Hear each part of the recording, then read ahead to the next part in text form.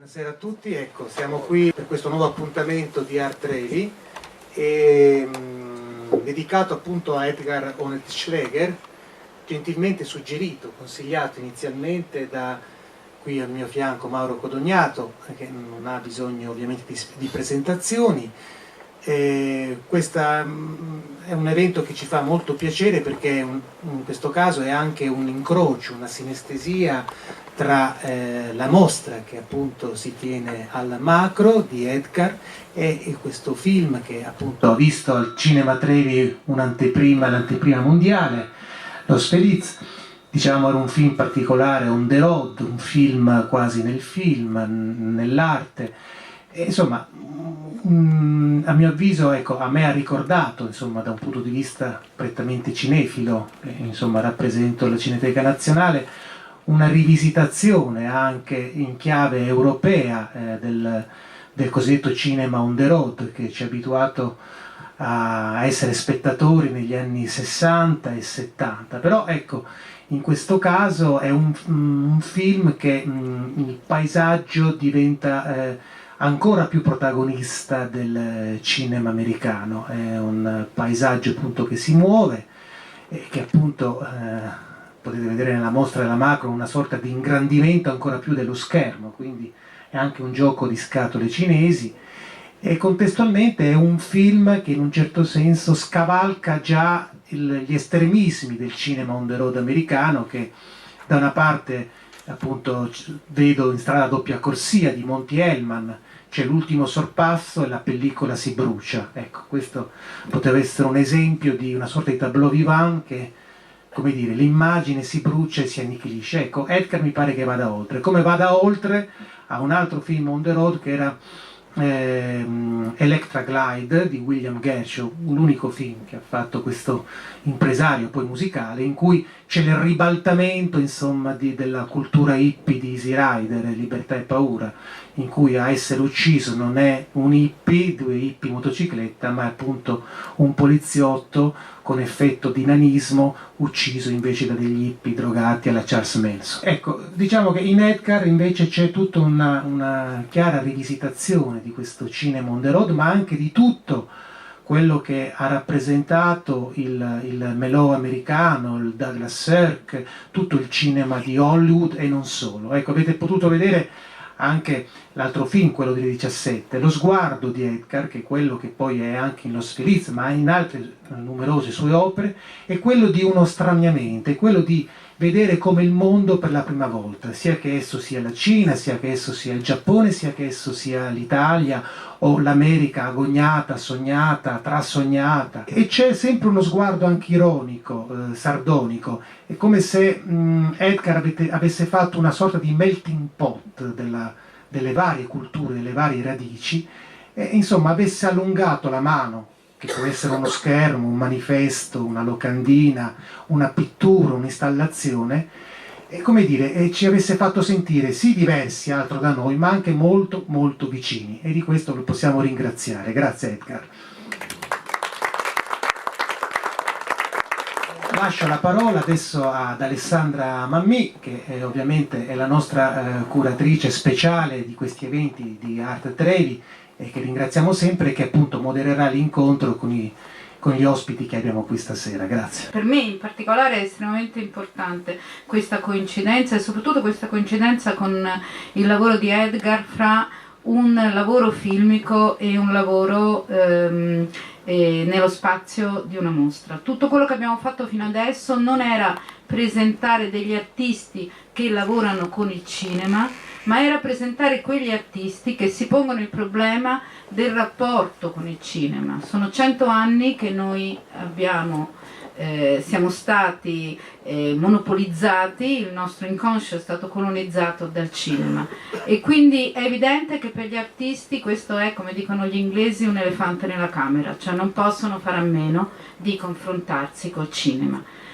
Ci sono tanti modi di confrontarsi col cinema, quello di prenderne le icone la pop art l'ha fatto, ci sono modi che può essere appunto quello di andare dall'altra parte della macchina da presa e rischiare il compromesso che può fare un artista, perché è un compromesso importante, cioè andare verso il cinema commerciale come hanno fatto Shirin Neshat, Julia Schnabel, Steve McQueen, e entrare appunto nella pancia della balena del grande cinema. E poi ci sono artisti, ancora non moltissimi, che invece mantengono il punto e a schiena dritta si mettono davanti al cinema e cercano di capire come possono portare avanti questo corpo a corpo. Edgar è uno di questi. La mostra che vedrete da domani è una mostra importante perché è come se la scatola del cinema si fosse completamente rovesciata, è come se ogni elemento che voi vedete in questo film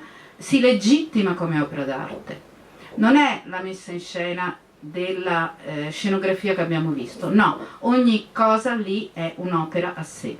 In questo processo direi singolare, perché io non ne ho visto un altro così diciamo tenuto con mano ferma, io sono molto contenta che voi siate qui e sono anche costretta a costringervi ad andare al testaccio da domani. Oltre a parlare di Los Feliz, vedremo altre cose di Edgar. In questo momento la prima cosa che vedremo è un making of del film di 7 minuti, per chi magari oggi pomeriggio non fosse stato in sala, in maniera che così eccetera. E poi ci saranno altri lavori che sono sempre improntati però sul rapporto fra cinema e fra le culture visive che comunque contribuiscono e si scontrano all'interno del nostro immaginario. Una cosa che dovete sapere e che credo Edgar ci tenga che voi sappiate, perché sta scritta in tutte le sue biografie, è che lui è nato in Austria, ma ha vissuto 4 anni in America, 12 in Giappone, 3 in Italia, 1 in Brasile. Qualsiasi volta, se aprite internet, la prima cosa che viene fuori è questa. Non ha vissuto come turista, non ha vissuto come viaggiatore, tantomeno come nomade. In ognuno di questi posti lui è stato un cittadino, ha assorbito il territorio, la cultura, ha cercato quelle che potevano essere le contraddizioni, gli scontri, le coincidenze, le compresenze fra la sua cultura mitteleuropea e queste cose così lontane, e tutte le volte le ha fatte cortocircuitare una con l'altra, come abbiamo visto già nel film quando parlano dello spazio, della prospettiva con punto di fuga centrale che è la nostra, contro la flatness del pensiero asiatico. E lui le assume tutte e due e le fa danzare come in un valzer di Strauss, per l'appunto. The idea she was underlining is the coincidence between the movie and the exhibition, which is quite unique. The point is how artists deal with cinema, just to make it very short. And you can just make movies with a compromise and go into commercials, or you can just use icons, or you can do what Edgar does, in her opinion. You just deal with the movie, this medium which is quite unique. I'm really happy of what we're going to see tomorrow in Testaccio, because it's the example of how each element of the movie is a work of art in itself. So we're going to see drawings and the elements of the movie. Now, as for tonight, we're going to see the making of the movie, and then other works by Edgar. And if you read another important element for Ms. Mammì, if you read Edgar's bio, he always mentions his being a citizen of the world, his having lived in the United States, in Brazil, in Japan, in Italy, and always living in the place, absorbing the culture. And you can see in his movies how he can make all these different cultural elements discuss and contrast or stay together, as we have seen here with this point of perspective. So the idea of the flat perspective of the Eastern world and the 3 dimension of our world. So just very, very, very shortly what she said. First of all, I just want to make a small statement here, because there's some people here in this room who knew Per Giorgio Bottus very well, a very dear friend who passed away in the beginning of this year. a friend of mine said his eyes are in this movie. So he was the cameraman. He was one of the cameramen, and I think I owe him a lot for having these beautiful eyes he had. I don't know what to add to everything you've said already. I feel very flattered by both what Domenico said and what you said. And I don't want to go into all my theories and so on. Just maybe one brief statement, which is, I consider this movie, Los Feliz, a piece of art on the canvas.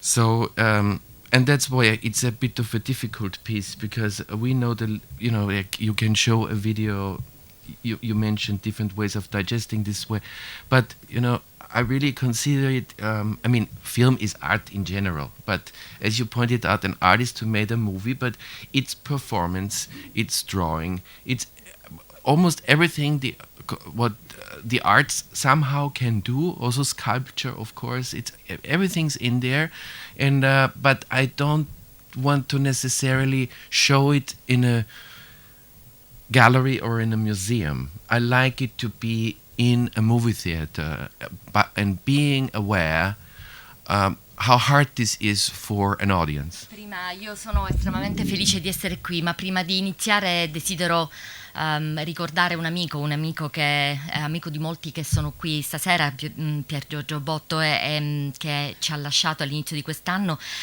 Un amico ha detto che i suoi occhi sono in questo film. Effettivamente lui ha fatto il cameraman, e lo ringrazio davvero per il suo occhio in questo film. Sono davvero emozionato di quello che avete detto. Grazie Domenico, grazie a tutti. Adesso non voglio perdermi nelle mie teorie. Vorrei dire che questo film per me è un'opera d'arte sulla tela. L'arte, ovviamente, il film in generale è arte, naturalmente, ma qui c'è tutto, c'è la performance, c'è la scultura, c'è il disegno, c'è tutto. E quello che però a me interessa è non mostrarlo in una galleria d'arte o in un museo, ma in un cinema, proprio perché per me l'arte deve avere un pubblico. Alessandra prima diceva il rapporto tra cinema e arti visive forse è uno degli aspetti più complessi, diciamo, della produzione artistica contemporanea. È un dialogo, è un duello, è una gara a chi riesce a trovare un genere di legame che possa avere un senso più ampio di quello che vada al di là delle immagini. Io spero che andiate tutti a vedere la mostra al Testaccio, ma in realtà la genesi di tutto, non del film, ma del progetto che possa unire quello che è il lavoro di Edgar come artista visivo e quello di Edgar regista. Io lavoravo a Vienna e ho conosciuto Edgar diciamo piano piano, dirigendo un museo. Ho incontrato molti artisti a Vienna e mi ricordo, lui mi disse: guarda, sto lavorando a questo film, mi farebbe molto piacere fartelo vedere. E allora sono andato allo studio, che poi è quello che avete visto lì, e quando sono entrato ho visto queste tele gigantesche che di per sé ho pensato farebbero una mostra straordinaria. Poi ho visto il film e devo dire, mai avevo visto appunto un dialogo tra i due mondi, se così si possono definire, più interessante, diciamo, più complesso, e poi c'è il tema del film stesso, il monopolio delle immagini, questo monopolio che la Chiesa Cattolica ha avuto per secoli, e poi invece il monopolio delle immagini che invece l'industria cinematografica ha in qualche maniera rubato, ereditato, quello che vogliamo dire. E anche questo penso che raramente sia stato raccontato in questa maniera, diciamo, attraverso le opere, attraverso un'opera, non attraverso un saggio critico e penso che questa sia proprio la grande capacità di Edgar, di unire questi mondi così contrastanti e allo stesso tempo di creare un discorso visivo su la forza delle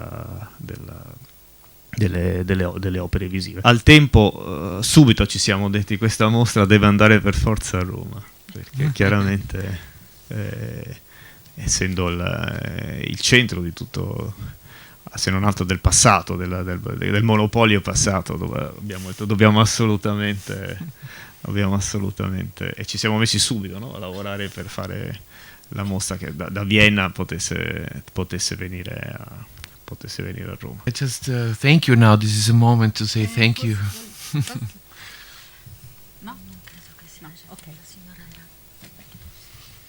No, it's a moment to say thank you to you, Mario, of course, because with like Vienna and Rome we're doing now, and the shows are very different. And yeah, this is after working on a project for 15 years, 3.5 years of drawing and painting only, and then filming a year or what all over, and well, it took a long time. It needed, I guess, some patience, and yeah, now it's done, and it's nice that it's out. Naturalmente questa è anche l'occasione ideale per ringraziare te, Mario.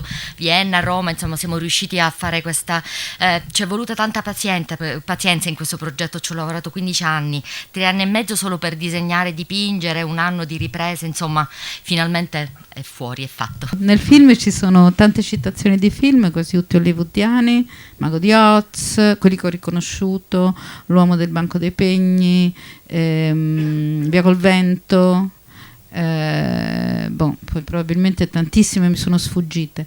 È come se l'immaginario, diciamo, oppure questa potenza di immagini che il cinema ha un po' sottratto alla Chiesa, che è stata la prima grande prime grandi fiction arrivano da lei, fosse però passato direttamente al cinema americano. Cioè, allora, la domanda è questa: il nostro cinema europeo, il nostro cinema autoriale europeo non ha creato immaginario per te? Come mai non c'è una citazione di Rossellini, di Fassbinder, di Godard, di Truffaut? Non so. There's Tarkovsky in the movie. There's Godard in the movie. There's so many European directors in this movie, but there's also Sidney Lumet in this movie, who was an American director, but nonetheless. So I just as much quote the Europeans. But when it comes to road movies, and this is a road movie, that's a very American thing, and I believe that our concept of America in Europe is strongly based on road movies. No, le citazioni ci sono anche di tanti registi europei, c'è Godard, c'è Tarkovsky, c'è Sidney Lumet che era americano, però insomma rimane comunque un artista di un certo tipo. Il punto è il road movie, è quello che a me interessava citare, perché credo che l'immagine che abbiamo noi dell'America in Europa sia fortemente influenzata da quel tipo di cinema. Puoi però raccontare come questo progetto, di questo film in particolare, arriva all'interno di tutta la tua produzione filmica, quanto è differente dagli altri, insomma raccontarci un po' di più di che cosa è stato il tuo, come è nato poi Los Feliz rispetto ad altri lavori. The idea was finished in 2000 already, so that's quite a long time. And then, it was just impossible to finance something like this because everybody thought I was like totally out of my mind. And we still do it. Thank you. But it progressed, and actually it didn't change so much from the beginning. Of course, I had to adopt the times somehow and adapt to the times, because politically things had changed too. But in general, I mean, this is like it was a real labor of love. And I think it's very important for what I've been trying for a very long time, combining drawing, particularly with film, because those are the two things I love to do most. For drawing, I have to be alone, and I need solitude, and I like my studio and my loneliness. And for film, I have to share, with so many people, and I need all this talent. It's fantastic, because I feel like I'm painting on set, like it's like everybody's a color I use and I work with, and and that's then I immerse in all these beautiful people, and they all bring something in. So it's such a fantastic contrast that makes my life quite exciting. L'idea essenzialmente era già pronta nel 2000, quindi un bel po' di tempo fa, però non riuscivo a trovare chi me la finanziasse, tutti pensavano che fossi completamente pazzo. Non è cambiato moltissimo il film da allora, l'ho adattato ai tempi, chiaramente la politica è cambiata nel frattempo, è proprio il risultato di un amore questo film. L'idea è quello che mi piace molto è nella mia vita, e questo la rende molto emozionante, combinare il disegno alle riprese, al film, che sono due forme d'arte che mi piacciono moltissimo. E per disegnare ho bisogno di tanta solitudine, il mio studio, sono da solo lì, invece nel film, per fare un film devo immergermi in mezzo a gente di grande talento, ho bisogno di tutti i talenti che ci sono qui, ciascuna persona che partecipa a un film aggiunge colore, una sfumatura che lo rende poi particolare, e questo mi piace molto della mia vita. Vedo questo tuo film, Edgar, come anche una sintesi, se vuoi, di tutti anche gli altri tuoi film precedenti. Ci sono, se non ho visto i film precedenti, sono come dei tic, delle ossessioni, anche questa sorta di vagabondare, no? Che è on the road, ma è anche in italiano è un po' errare, che ha questo duplice significato, quello sì di andare in giro a vagabondare, ma anche di sbagliare, ma sbagliare anche a fin di bene. E mi piace che comunque in ogni tuo film c'è una sorta di ritualità, di rito, no? Quasi ieratico, quasi giapponese in questo senso. E anche c'è questa sorta di dramma, eccetera, ma tutto venato da un senso molto ironico nell'approccio, anche nell'approccio con l'altro, cioè non... Ecco, dicevo prima, anche il discorso della visione dell'altro, dell'avvicinarsi dell'altro, sì, tu mostri la distanza, ma con l'ironia ti cerchi di avvicinarti, ecco, con culture diversissime e lontanissime, e ti avvicini proprio, ecco, con l'immagine. Forse è anche questo il senso del tuo lavoro, insomma, è quello di avere come fil rouge l'immagine, come quello che abbiamo potuto vedere nel laboratorio, dove univi praticamente più artigianati diversi, attori, pittori e scenografi. E tu eri una sorta di direttore d'orchestra. Mi hai ricordato molto Truffaut in Effetto Notte, che doveva avere quel terzo orecchio per ascoltare un po' tutti, insomma, ecco.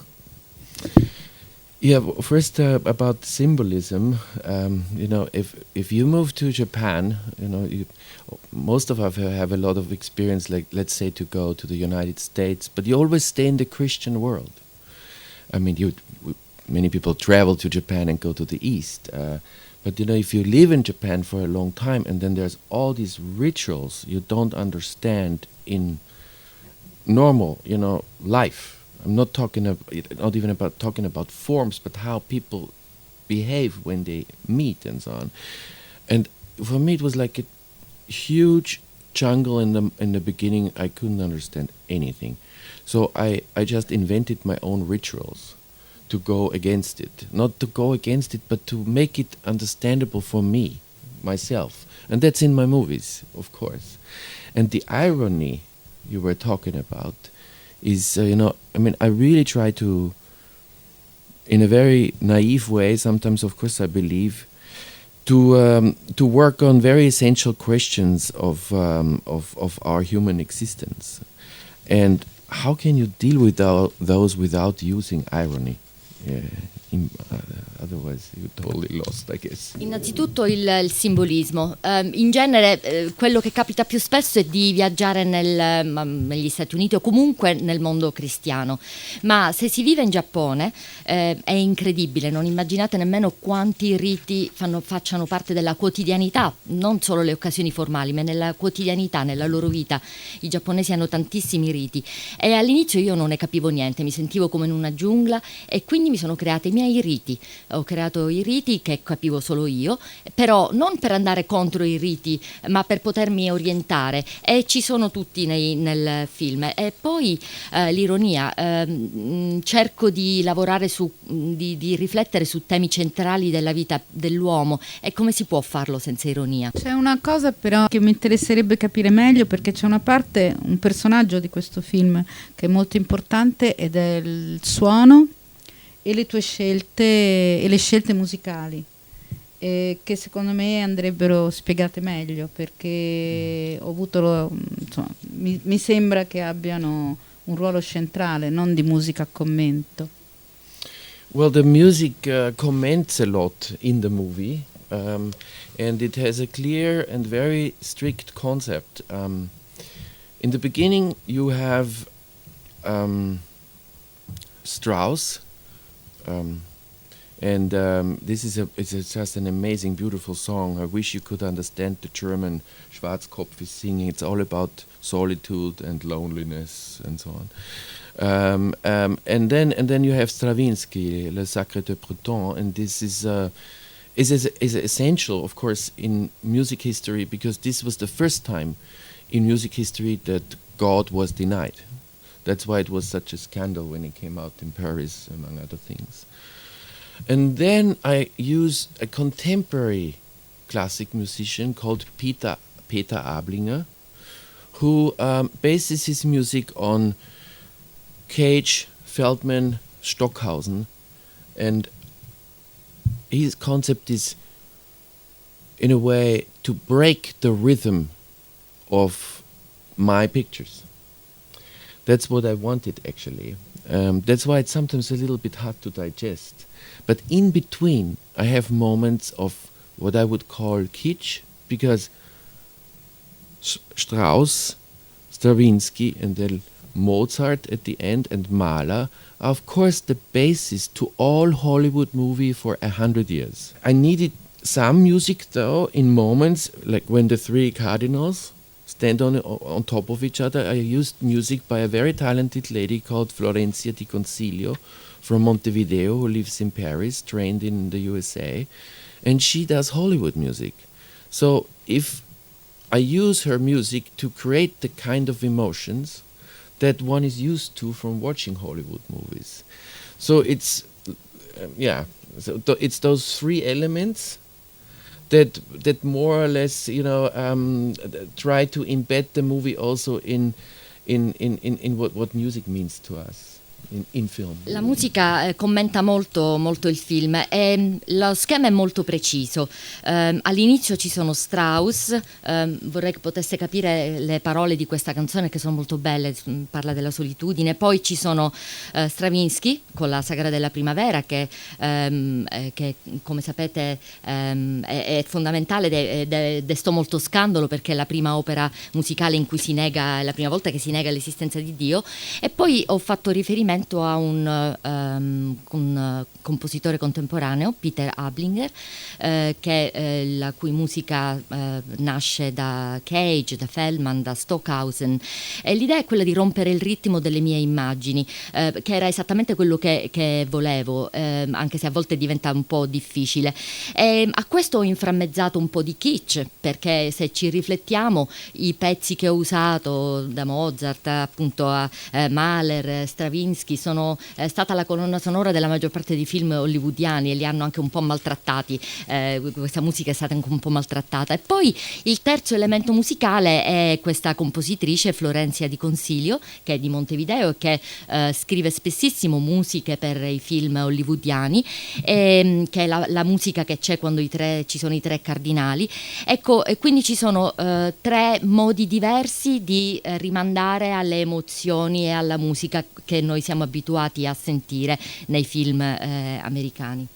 And one more thing, the variations, in the making of, you heard the anthem of the Vatican. Da, da, di, da, da, da, da, da. I used to live in the Isola Farnese, and the signal of the antenna of the Vatican was so strong that when you opened the fridge, you could hear da da dee da da da. So this left an impression on me, and so I wanted to use it in the movie. You can actually, it's also in the movie, but it's done by Florencia in a way that you don't recognize it right away. Un'altra cosa che volevo dire, a un certo punto nel making of sentite l'inno del Vaticano.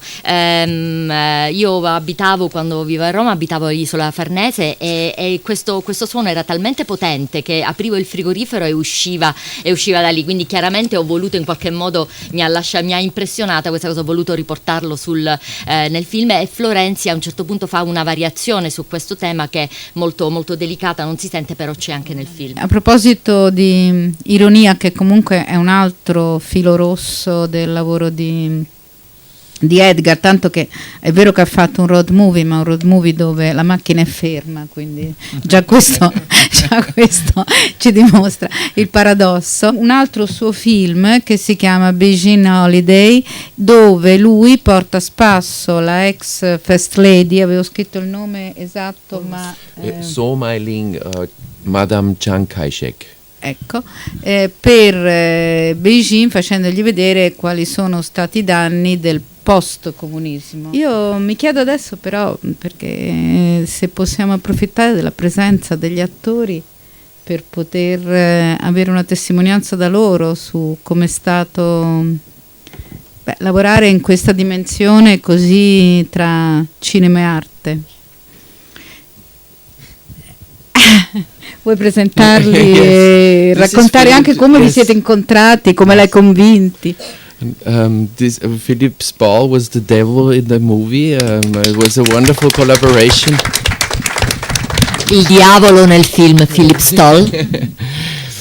And Cosimo Cinieri was one of the Cardinale. Bravo Cosimo. And Antonio Salinas just left. I don't know. I don't think he's feeling so well. Jill Sut was also in the movie. He was he was the quote Sidney Lumet, the pawnbroker. And yes, thank you very much. Ecco, come li hai incontrati e come ha funzionato il casting? The Roman casting was with Isabella Gullo, who was here, a wonderful agent, who just introduced, after I described to her what I needed, and then she said, yeah, there's this and this man. I looked at them and I was like, wow, they're perfect, you know. Can't get better anymore. In England we did the classic castings, and it was actually clear right away that Philip should be doing playing this role. With Yukika, it was clear the lady who's in the movie, the Japanese lady who's in the movie, has been in many of my movies before, not only in my movies. And and I wrote the role for her because what she acts in the movie is her, a Shinto goddess. And the lady from France was. It's called. She came in the last moment, and yeah, it's been really interesting to work with a French actress. Per quanto riguarda la parte italiana, il casting lo ha fatto praticamente Isabella Gullo, che quando le ho descritto di cosa avevo bisogno in un 448 ha identificato gli attori ed erano perfetti, li ho visti ed erano assolutamente perfetti, quindi è stato tutto molto facile. In Inghilterra abbiamo fatto un casting classico e visto Philip Stoll, è stato immediato e chiaro che anche lui dovesse avere il ruolo di diavolo. Per quanto riguarda la donna giapponese Yukika, lei nel film è una dea shintoista, compare in molti dei miei film e non solo, in realtà il ruolo l'ho proprio scritto per lei. Per quanto riguarda la Francia, l'attrice francese, è stato interessante lavorare con un'attrice francese. Philip, if you want to say how was to work in so different, I think, movie. Yeah, I mean, it was as you will have been able to see from the film. It wasn't at all in any sense a traditional filming process, but we knew that from the start, that there was, you know, we were completely treading new ground with this sort of a project. And there was stuff that had never been tried before, and it threw up lots of challenges. But it was a very exciting process all the way through. And really, as Edgar has already said, we were surrounded by everyone who was involved in this project gave so much of their love as well as their time and energy, and really it wouldn't have been, we had how many was it, 39 nations, 39 nations. And really Not everybody spoke English. Yeah. Yeah, it was challenging on every level, and yet it all pulled together. It was a wonderful experience to work on as a performer, and I'm very grateful to have been part of it. Yeah. Come si vede chiaramente dal film, non è appunto un film tradizionale, quindi fare parte di è stato come aprire una strada nuova, creare un qualcosa di nuovo, lo sapevamo dall'inizio ed è stato senz'altro molto emozionante, molto interessante lavorarci, come ha detto prima Edgar, chiunque sia stato sul set ci ha portato tutto il suo amore, tutta la sua bravura, il tempo e l'energia, quindi è stato sempre molto, molto stimolante. Come si diceva, c'erano 39 persone di 39 paesi diversi, aggiungeva Edgar, non tutti parlavano inglese. Credo che la cosa essenziale nostra è stata giocare, credo che sia stato quello. Sicuramente è stato quello. Con Antonio Salinas abbiamo recitato, avevamo 20 anni, abbiamo del cabaret addirittura, fra l'altro. Ma non è quello, è trovare dentro il gioco, come c'è nel film, il gioco è quello che è molto importante. Quello che trovo la felicità di questo, la felicità e anche la tragedia, voglio dire, per l'infanzia, quell'anima dell'infanzia che ci fa permettere tutto più lontano di quello che si fa, insomma, no? Bisogna essere bambini e lui gioca con i bambini. Questa è la cosa che mi piace moltissimo e che ci sono entrato con molto piacere. E anche se eravamo queste cose strane, non ci ha impressionato niente, e quando, ripeto, quando i bambini giocano non pensano a quello che fanno, lo fanno e basta, e allora non si recita, ma ci si gioca uno con l'altro, col regista, col testo, eccetera. Non si chiede, dice, ma che facciamo, che non fai. Ecco, quello che mi ha dato questo film, e lo si vede credo moltissimo, due cose, che c'è la tragedia e l'infanzia. Qualcuno vuol fare altre domande? There were lots of things I didn't understand, but one of the things that surprised me, and I couldn't quite understand where it related to the rest of it, was the presence of Dorothy and the character of Dorothy at the end, and obviously also in the beginning related to the Wizard of Oz and everything, and her agent Toto. But I was wondering how Dorothy fitted in for you into the film. I mean, was it suggesting that what had come before was Dorothy's journey? I didn't. Obviously, I've only seen it a few minutes ago and haven't had time to think about it, but I didn't quite understand where Dorothy came in there. What was that? Perhaps you could say a little thing about that. Please. Ci sono alcune cose che non ho compreso, però una in particolare vorrei chiedere. La figura e il riferimento a Dorothy, al mago di Oz, che c'è alla fine e un po' anche all'inizio, cosa ci fa, come ci entra in questa idea?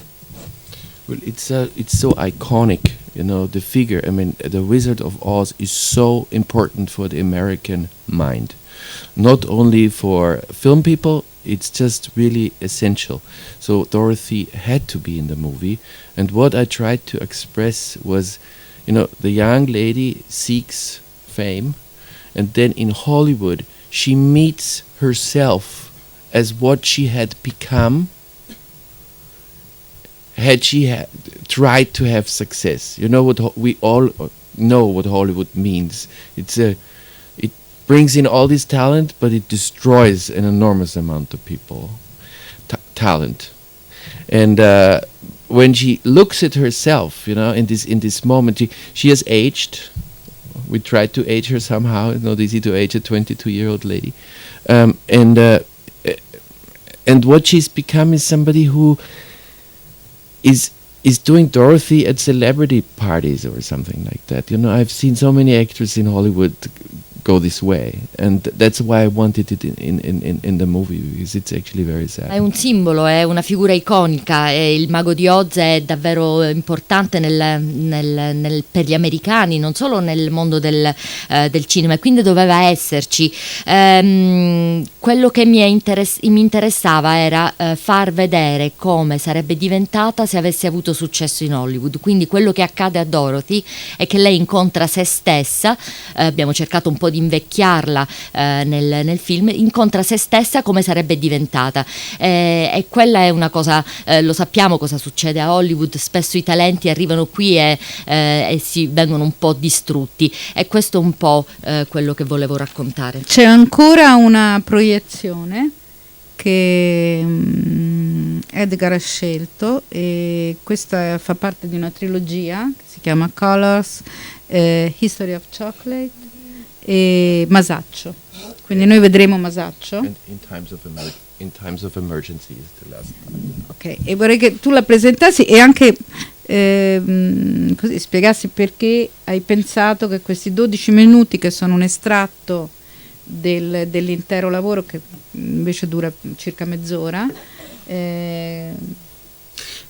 perché hai pensato che No, sia because interessante the vedere? topic of this central perspective that you talked about in Reflection to Los Feliz is already in this movie.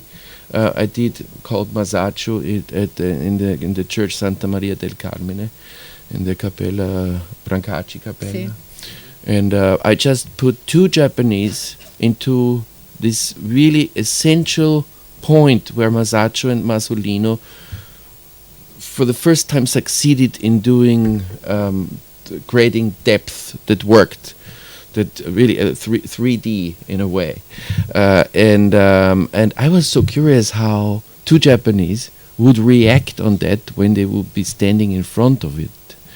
And so I would just let them talk. Thomas Wojcicki, who is here, who has been in many of the projects, an Austrian film director and also editor. When we shot this movie, we just let the camera sit there for more than an hour. We left and we just let them talk whatever they wanted to, and we came back and then later we edited it. Si riprende il tema della prospettiva di cui si parlava prima, della prospettiva centrale, e questo tema c'è già in questo film, questo Masaccio girato a Santa Maria del Carmine nella Cappella Brancacci. L'idea è stata quella di prendere due giapponesi e farli stare davanti nel punto in cui per la prima volta si crea la prospettiva, la profondità in cui Masaccio e Masolino riescono in questo. C'era Thomas Wojcicki, che è un regista e montatore che è anche in molti altri miei progetti cinematografici. Quello che abbiamo fatto era montare la camera, la macchina da presa, e lasciare questi due giapponesi a parlare di fronte a queste immagini per tutto il tempo che volevano. Noi andavamo via, loro stavano lì ore, e poi una volta finito le riprese, raccolto il materiale, abbiamo montato il film. Se ho capito bene, Edgar non vorrebbe far vedere il film separatamente alla mostra, è così, o non volevi solo per l'anteprima far vedere il film separatamente alla mostra? Everything serves a different function. What you saw now, we did in the year 2000, 16 years ago, and the question is always also where it ends up to be. This was made for Kunsthallen, for museums. It's not to address an audience in a movie theater. And I would say what I tried in the exhibition in Testaccio, at the Macro Testaccio, is to, without having to see the movie, you dive into Los Feliz, into a movie world. As you said, a reverse movie in a way. And I tried to really create emotions with lighting, and with what I'm displaying. So when you walk through, you should be feeling something, and I have a feeling that people do, because even the workers who set it up gave me a thumb up, which is a great compliment. The film, I mean, it's of course not separate. It's in a way one thing. It's just different mediums, but it always expresses more or less the same topics that I'm very interested in. Dipende sempre da quello per cui si fa. Questo film che avete visto l'ho fatto nel 2000 ed l'ho fatto per un museo.